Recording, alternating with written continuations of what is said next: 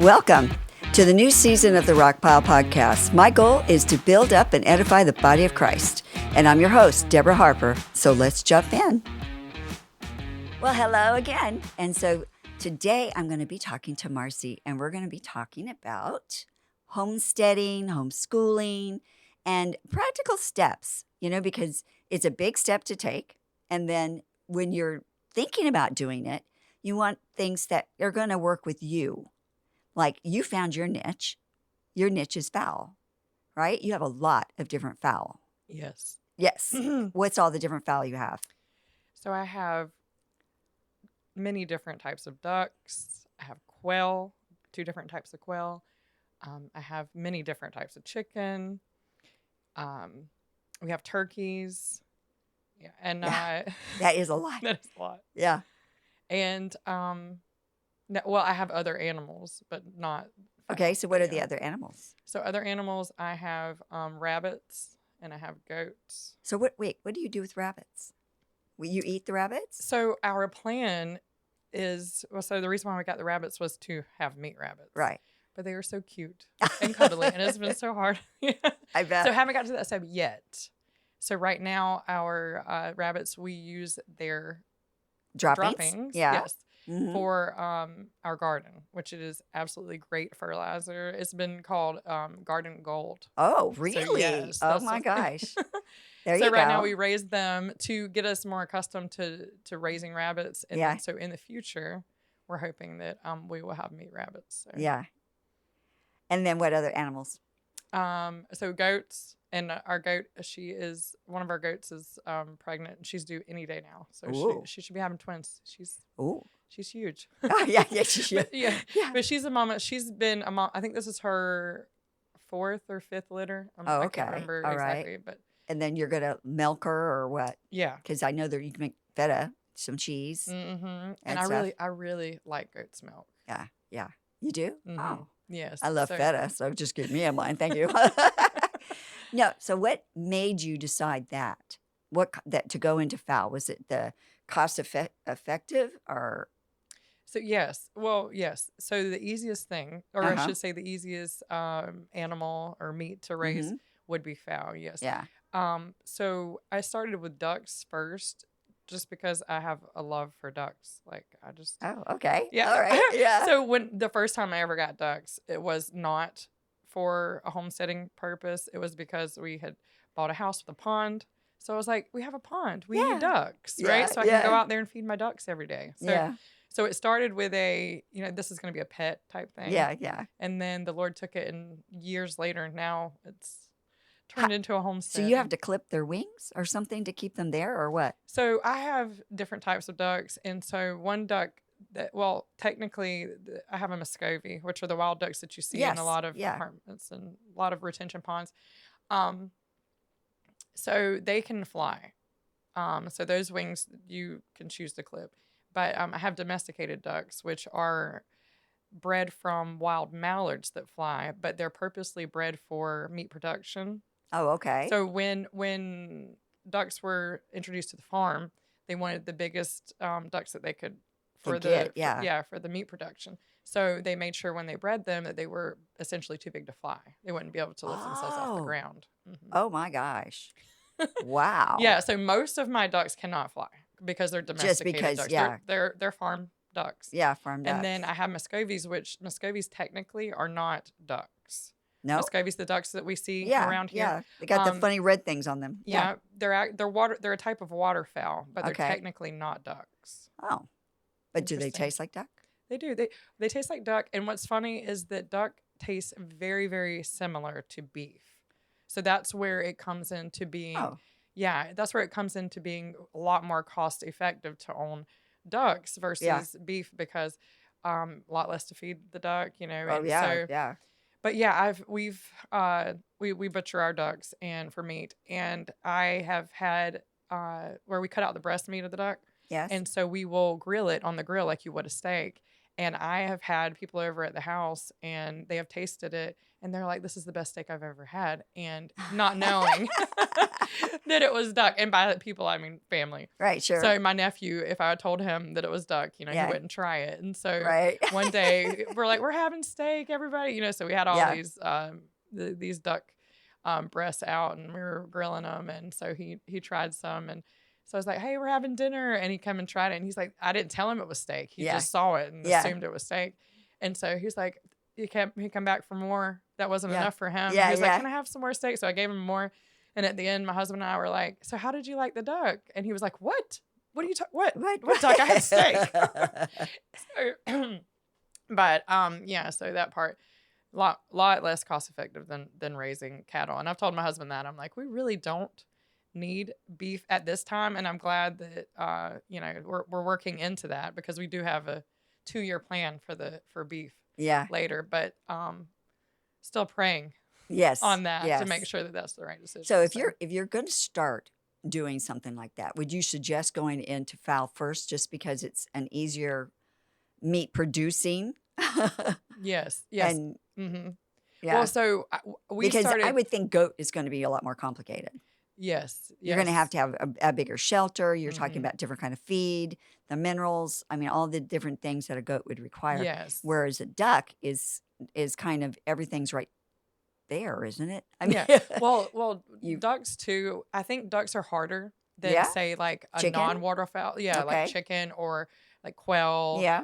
Even turkeys. Like I think that having non-waterfowl is easier to start out first. And if looking back, everything I've learned, I would have started with quail, the smallest bird first. Yeah. And then worked my way up to something bigger like a chicken. Yeah. But yeah, quail, just because they're the smallest, so they take the least amount of food, really the least amount of like time to feed and water and take care of. They're not as susceptible to disease as chickens are. Oh, okay. There's just they're easier. They're easier, yes, and less problems. I feel like with quail, smaller size for housing, just all the way around. I recommend quail, and they still give you eggs, so you still have eggs. You just need more of them to scramble some eggs. You would, And so I think it's a good option. They're very easy to butcher. Like my quail, I just butcher it in my kitchen sink. Super easy. So chicken, you would do it outside. And you have to have a whole setup. Yeah, you would. I put the quail in a cage, take them inside, and I pull them out one by one, and just do it right there. Just butcher right there at the kitchen sink. And so as soon as I do dispatch, they go straight into the sink. So that there's no mess, essentially. Then, so starting small with fowl. Yes. Yeah. And then also too, I think like quail are often they're cheaper to purchase. So you can start out and see like, is this for me? Like, is this really what I should be doing? Because if you're starting out with that, then you're like, okay, yes, I can handle this. Let me do the next step, which would be chickens. This is, in my opinion, from what I've learned. So. And what about food? I mean, do you grow your own specific food, certain things that you want to give them? Like, I don't know, like oregano or whatever. I've seen little videos, talks about things. Mm-hmm. Yeah, well, so the last few years we've been purchasing from a small farm about 30 minutes from our house. Yeah. Where they grow their own food and then they sell actual feed that they have grown. And so which has been really convenient for me because the feed cost is low. They keep the feed costs low. Yeah. And I'm able to purchase from a local farm. Yeah, so support that. Support the farmer. Yep. So but recently we have really been okay, how can we be more self-sufficient? Yes. And so that's what we've been working on, growing our own things. Like, what can I grow that can be sustainable, help us be sustainable? So, yeah. Mm-hmm. I would think that's really important, especially with the costs of things going up like this. Now, do you prepare for things like for like a drought or for, do you can? I mean, what kind of homesteading do you do with that? So I do. So for instance, yesterday. Yeah. So for homeschool yesterday, we butchered some chickens, which were roosters. So they weren't actually like meat chickens that we Right. want to eat. So we butchered them to make dog food to save money There because you we go. have a dog that is our protector of our animals, and because we have a really bad bobcat and fox problem at Oh, times. So now that we whoa. have a dog, we haven't had that problem. So that's Yeah. another thing that comes with living out, in Yeah. a more urban area. I mean, a more Rural. rural area. Yeah. Sorry. And so now we're like, okay, well, it's costing me a lot of money. Dog food is expensive Ooh. for the good Yeah. dog Yeah. quality dog food that Yeah. you want to feed your dog. So I said, okay, well, we're Yeah. wanting to raise. We have all this fowl, all this chickens, and as you know, you can't keep roosters No, you because can't. A certain amount is all yeah, you can use. Yeah. yeah, and because one, they'll fight each other and Right. they will hurt each other. Yeah. They will overmate the chickens, Yeah. and then there's no they don't give you eggs, so there's no purpose to keep them around other than we do keep select ones to mate so that we Yes. can have Yeah. hatch more eggs. But Right. But you have to but keep them separate. It's a chore. it is, Yes. and then essentially you're doing a lot of work to feed these roosters that aren't giving you any payback. Yeah. Unfortunately, that's how it works on It is. the homestead. Yeah. So we know that our extra roosters are going to go to be dog food. So that's what we did yesterday. We spent a lot of time doing that, and that helps in that regard to help us to save money for the dog food. And Yeah. yeah, That's good. And what about, so you think with homeschooling, hands-on is a little better than just being in the inside doing workbooks? yes, yeah. We do. We definitely do both because it's very important Yeah. for us to have that curriculum and just make sure that they're learning at the rate that they Yeah. should be learning. And but yeah, hands on, man. So teaching my children and just watching my children grow in it, because when we first started, I was outside like, I have to do what? Like, I don't want to end the life of this animal. And Yeah. so it was really hard for me. So I remember like I had been praying and praying and praying, and the Lord was leading me to this.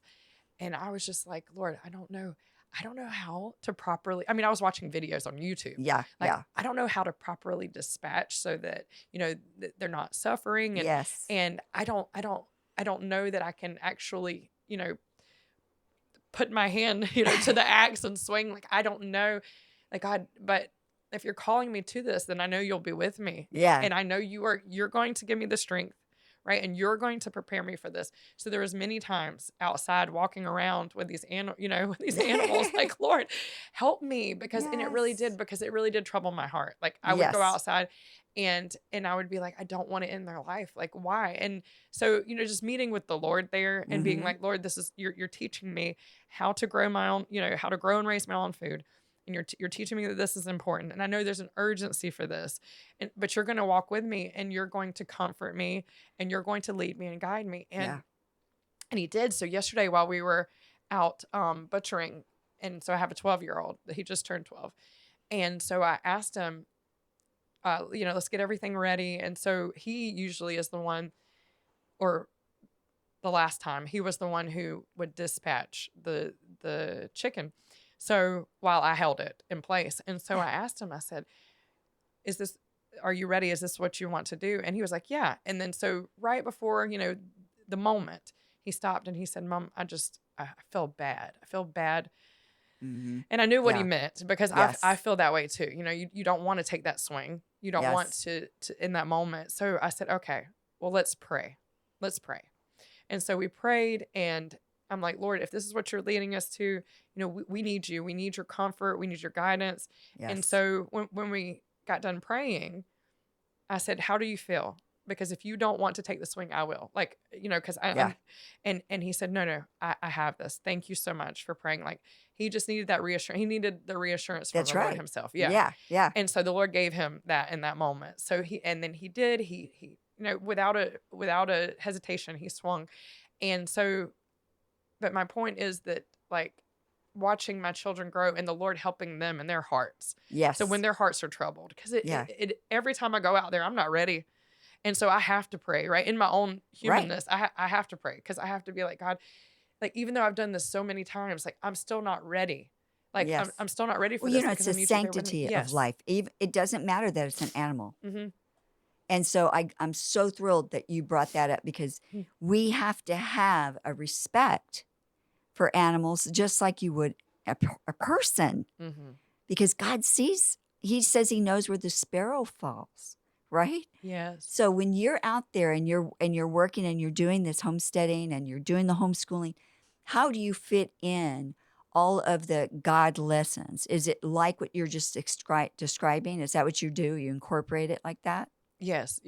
So we, like, every time that every new bird, I should say, I would be like, I will tell my children, because I know the Lord prompts me, like, he's provided this for us. Like, how awesome is it that we know where our food comes from? Yeah. Like, he's provided this for us. And not only is he with us and helping us to do these things, but he's showing us, like, a better way of life, a healthier way. Yes. Like, we know what we're putting in our bodies. Like, we know, like, and just thinking, like, I'm out there and I'm thanking God, like, thank you, God, for this. Yes. Because he's given us this. And so, like, teaching the children to thank you, not just for the chicken, not just for the food, but thank you for the skills that you're building in us. Yes. And I just, realizing how important life is, because, and I told, yesterday I was talking to my son, I said, God, that's why we have, like, God created these creatures for us. Yes. Like, every animal on this planet, not just the ones that we eat, but the ones that he created for us to look at and adore. Yeah. Like, every one of them he created for us. That's right. And so just thanking him for that, like, every moment. And I think that's why I'm glad that it does trouble us, because it reminds us to run to him. Yes. And to thank him in that. Yes. To be like, wow, like, because we're told to be thankful in all things, like, even the hard things, right? That's right. But not only that, the hard things remind us to be thankful for the good things too. And right. so there's a lot of life. Yeah, there's a lot of life lessons in it. And then so the little ones I have, they're 6 and 7. So they are my pluckers, right? So chickens go up on the table, and we blanch them, and then they're cooling off, and the little ones are plucking, and they're like, Mom, this is hard work. I'm like, yeah, it is hard work. It is hard work. It is. So I used to be the plucker. I know. But I think it's so good, because I'm like, man, like, you get to see that this is where your food comes from. Yeah. Because before we started this, they didn't really realize that the chicken in the store was the same chicken that's running around that the bird chicken, Exactly. And so it was like, it's been a really great learning experience for them. Like, and then soon I was just talking to my son, the 12-year-old, that soon we'll be getting meat chickens and for ourselves that we will be raising. And then and that's different. Yeah. That's a different type. Yeah. So, and then we'll be raising those for ourselves to put in the freezer and stuff. Yeah, so for our own meat to eat. Right. Yeah. So they're learning. It's really good, because, especially like you said, the price of things that are going up. Oh, yes. And then we don't know. There's a lot of things where in the store we don't know what's going into our meat, whether that's fed, the truth. That's what the they're truth. being filled with. Yeah, what they're feeding. Yes. Mm-hmm. And now gardening. Mm-hmm. Gardening. When you look at gardening, a lot of people are going to have just a little garden in their backyard because they really don't have a lot of room. Mm-hmm. So what would you suggest they would start with a garden? Well, so this year is the first year. So we have a lot of land, and this year's the first year that I actually started small. Like, so I actually started a bunch of different tomatoes and a bunch of different peppers. Yeah. I started them in like seed starter trays. Once they got bigger, I moved them to pots. So all of my tomatoes this year are in the pots, and all of my peppers are in pots, and they're doing great and they're flourishing. Yeah. So just because you don't have a place to plant in the ground, like, it's still good. It's still good. Yeah. It also works really good in a pot is your almost any kind of pepper. So your jalapeno and even a I preferred cucumber that way. And then I would trellis it, because there's those little worms that would eat the stalk of your cucumber right there at the ground, level. Mm-hmm. And the whole plant would just die. And you're like, what happened? Mm-hmm. And there's this little teeny white, whatever it is, grub looking thing. But that's what I would suggest for people. Yes. Is to start with pots. Yes. You start, like you said, you start in the seedlings, you go into the pots, and then you have to research your ground. Yes. When you yank up that soil, the grass, the crabgrass or whatever they call it here, St. Augustine grass, you have to look what you have. Most of it is sand and a kind of loomy soil. Yes. So you have to pick things that are actually going to grow in that kind of soil. And a lot of times we don't have enough of anything in this loomy soil to do any good. So if you take your scraps, do you find that, or do you have to give all your scraps from your table? Do you have to give that to your animals? Because what we always did, because I was living suburban, is I would have a pot that I always stuck all my scraps from the table into. I had soil in there, and I would basically bury my scraps in there and just was always throwing out new soil once a week.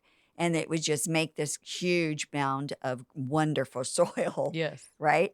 And so that was our technique in order to have a garden. What about yours? How do you do that other than what I was just rambling on about? So we have two different composts. So we have a compost outside. Right. And so that's where we throw, coffee goes out there, tea, and then eggs so we hatch our own eggs. So eggs that do not hatch, they will go out there. Yeah. Just because of the smell, right? Yeah. Right, yeah. And so then inside we have a like an electric composter that plugs in. Oh. And they're really nice. I just learned about them this year. Yeah. They're really nice. So you can set them with your phone. There's an app, and you put everything in there. Zero smell in your house. It's really nice. So you can set them to compost. Basically what it does is it heats and grinds. It just heats and grinds everything. So you can throw chicken bones in there and it will heat and grind them down to nothing. Nothing. Yes. Yeah. That's nice. And that's so nice. ours we set overnight. So you overnight, don't even hear 9:30, it kicks on and it grinds overnight. Next morning wake up, then it's nice and ground. And some of the tougher stuff like the chicken bones, it'll take more, 2 or 3 days, like a longer cycle. But it heats it dries it to the extent to where there's no smell. So it actually is like when you open it up, you can smell just the fragrance. I'm like, it smells so good. It smells like dirt, fresh dirt. Well, no, it smells like the best seasoning that you could ever have. Like you almost are like, I want to cook that up. Yeah, because that's what it's done. They've already cooked it and dried it for you. If you think of it like that, it's just it's cooked and dehydrated. Yeah, is what they do. Yeah, this is what the composter does. It takes all of the moisture out. Wow. So you're left with literally dry dust. Yeah. So it's once it completes all of. Some things are harder and it'll take, like I said, more than one day. Yeah. But if you leave it in there for days and let it compost. So we have that option. Now that is what I use and I save for my chickens. So because everything I throw in there, it'll be a mixture of, just everything. The chicken bones that from the roosters yesterday, just throw it in there and I'll grind it down and they'll just eat it. And it's just great protein for them. And then I can throw whatever, like you said, I can throw oregano or I can throw whatever spices in there that they love too and just mix it all together. So that's what we do with that. Now, you can take that, like you said, and mix that with the soil and just have this great compost. But if anybody who's like trying to space save, like I recommend one of those machines. There's all these different brands when I started researching. Yeah. But, the electric composter. And they make little tiny countertop ones too that hold less if you it's just single person or something. Yeah. Mm-hmm. Yeah, our big family, we have a big one that sits on the floor. It almost looks like a trash can. Like you step on it and it raises the lid for you. Yeah. Oh yeah, yeah. Mm-hmm. Like a trash can. But that's been it's been really nice for us. So because it's been a way otherwise it would just build up on my counter at times. Oh yeah. And then you got the fruit the smell. flies. Yeah, the smell. Mm-hmm. Mm-hmm. The gnats come in. Yeah. Yeah, it's been a really nice way. And I can imagine if you were somebody who like lived in an apartment or, had a smaller space and that would be great for you to use. To use, yeah, yeah. And mix it with your soil. Oh, yeah, it would be great for compost. Oh, yeah, that would be. Mm-hmm. That would be. So what else would you say for homeschooling, somebody who's doing that, and what's the benefit of having the homeschooling with your homestead? There's so much. Yeah, there's so much. So in Florida, the state of Florida offers a scholarship to homeschool students, and on their scholarship, it qualifies for a lot of the homesteading things that you could think of. So anything animal husbandry, raising animals. Oh, okay, like a 4-H almost. Yep, like a 4-H. Yep. And so anything that you would use to take care of the animals, like Yes. feeders, waterers, um,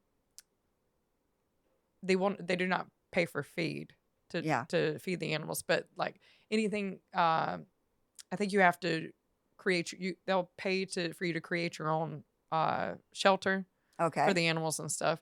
But it's just like that part, and like growing, anything gardening, anything home ec, Yeah. like anything, they are, the scholarship goes to help the students, because it's so important, I feel like, for the children to learn all this stuff, like where does our food come from, Yeah. the life cycle of a plant, Yeah. it starts Yeah. as a seed, but do we really understand it? Like, do we really understand that it needs these nutrients that we Yeah. just created in this compost, Right. and in the soil, and it needs the water, and how important the rain is with the drought? Like, the scholarship has helped us so much with learning, like, they value it. The state of Florida values all these Yeah. things. That's Yes. what I Yeah. Yeah. So if they value all of it in learning, right? And they value fruit trees, right? They say, Mm-hmm. okay, so fruit trees helps you visibly be able to watch them flower, Right. and the bees come and pollinate, Yeah. and they flower fruit, and then in the end you have this is where our food comes from, and Right. so just Right. like learning all these things, how, if the state of Florida thinks it's so important, how much Yeah. how much more is it important to me? Because I'm like, in this, like you said, how do I teach my children? Like, God made all Of of this this. to work Yes. together for our good. Like, look, Yes. He created the birds and the bees, and Yes. how we talked about earlier, the hummingbird that came Yes. and drank from my basil flowers. Yeah. It's Yeah. like It's the just Lord so cute. orchestrates Yeah. all of this. All of it. Yeah. And Yeah. it's so good. Yeah, learning all these things through the homestead, and even, you don't even have to have homestead to learn these things, right? Because Right. I Right. know I have a friend who they raise monarch caterpillar, or actually I think they raise them from the egg. They let them hatch, Okay. and then they the caterpillar, and then had the milkweed, and it Right. ate the milkweed, Yes. and formed a catalyst, and Right. then And then it does the and it butterfly. does Yeah. the butterfly, and like, so like learning those things too, Yes. like Yes. hands-on things, is so important, and just all of it fitting together. Like, you can do that from your screened in back porch. You can have Yes. these little Yes. butterflies, and so yeah, there's just so much out there. There really is. And, I encourage listeners that if you're able to get together with other people, Yes. especially if you are in an apartment, you get together with other people that really want to do something like this. And then you find somebody who is willing to say, okay, we're going to use our backyard. And it's like a little co-op. Everybody comes Yes. by, everybody is contributing in some way, right? In order Yes. to be a part of the co-op. Yes, I love And that this is idea. a big thing in other countries. They've done it for years. Like England, it was always the co-ops. You would have co-ops and people would come in and everybody would contribute this and that and the other so that you could glean from it at the end. Because if you didn't put in, you didn't get. Yes, Right? I love that. Yeah. And so co-ops like that are really good. Mhm. And co-ops too, for clothing, for kids is also a great thing. If you find out that everybody who's in a certain kind of age group and you get together with different moms or dads and you realize that you can swap the clothes because, your kid might be grown out, but the other kid over here from another household could still use it and the clothes are really good. So things like that will bless and help people, especially for this upcoming time. You have to Yes. be willing to do something different, instead of just running down to a store or running down and doing this. Like we were talking about Yes. holistic medicine, and if we grow specific herbs and we do certain things, we can make tinctures, we can make drawing salves, we can buy that activated charcoal and make a little drawing salve. And there's all kinds of small things we can do that are holistic that truly work. They truly work. But we have to take the time to invest, to look into it, and to grow that oregano or to grow that whatever it is. So I want to leave people with that idea that you can still do something even if you're sitting in an apartment. Yes. There is always opportunities. You just have to be creative. You have to talk to different people. You have to initiate, right?